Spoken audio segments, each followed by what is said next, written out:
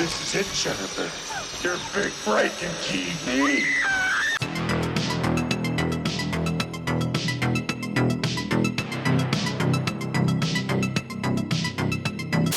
At Weston Hill Psychiatric Hospital, Nancy returns to help Kristen, a teen who can pull others into her dreams, rally a group of traumatised kids who learn to fight together against Freddy Krueger. Hi guys, my name's Barry and welcome back to the channel. Today we're going to be looking into A Nightmare on Elm Street Part 3, Dream Warriors. Now this one, growing up as a kid, was my favourite. Even through my teen years, this was my favourite Nightmare on Elm Street movie. I don't know why. Well, I kind of do know why, and I'll kind of explain it as well. And that is, I was a kid and a teen back then when I watched the movie. So I think the reason, again, I don't know if this is the reason, but I think the reason that this was my favourite back then was because I could relate to those characters more than I could any other character in the franchise. Yes, of course, throughout the entire series, there's characters in there that are teenagers, but I think it reached a point where I became a teenager and started watching this one a little bit more than I did the other movies. So I was more introduced to this one later in my life as a teenager. And I guess I could resonate with the characters more. With this being the third movie in the franchise and with the other two being quite different from each other, it was no surprise to see that Part 3 also went a different route. So a third time, or a third movie in the franchise, we're now getting 3 different types of Freddy movies. In this one, we've got the Dream Powers, where each teenager, each kid has a power that they can use to fight against Freddy Krueger, not just for themselves, but for their friends in this group. I think that's good because it gives variety to the set pieces for the dreams, because you've got like the wizard duel, the acrobatic scene, the punk avenger, and it keeps that momentum high because every time one of those teenagers goes into that dream sequence, you're ready for it just as much as they are. I think the problem with that idea though is safety in numbers.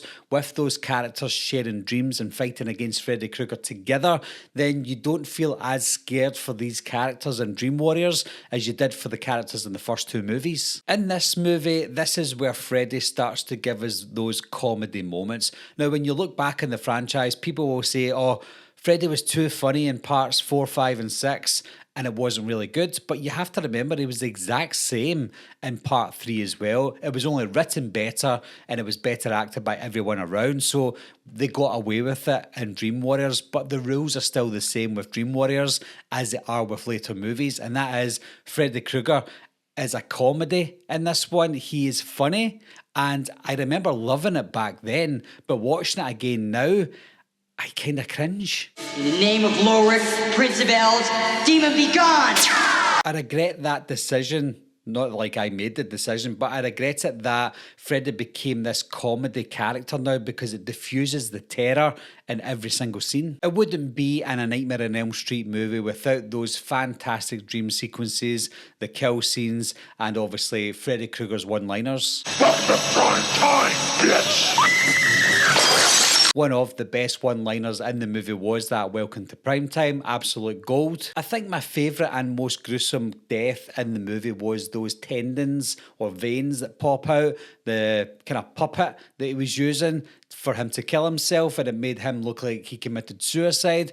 It's a really graphic moment and very creative as well. The funny thing about Nancy's return in part 3 is when I first watched the movie, I didn't understand the significance of her return, and in fact I even forgot about her being in the first movie when I first watched this, Dream Warriors, so I didn't feel the impact of her returning after her absence in part 2, so it didn't really mean much to me at the time. Watching it now, it has more of an impact, but back then I didn't really care. The character that I cared about most was Kristen, played by Patricia Arquette. She was the anchor in the entire movie, and I think that's why I never really noticed that Nancy was a returning character, because Kristen was such a great main character that we didn't even need Nancy to return. We also get characters like Kincaid, Taryn, Joey, Will. Each of those characters get an identity, and they also get a payoff in the end. With the Nightmare movies, like I said, we get those fantastic dream sequences, and I think some of the best dream sequences come from Dream Warriors, where you get those great set pieces,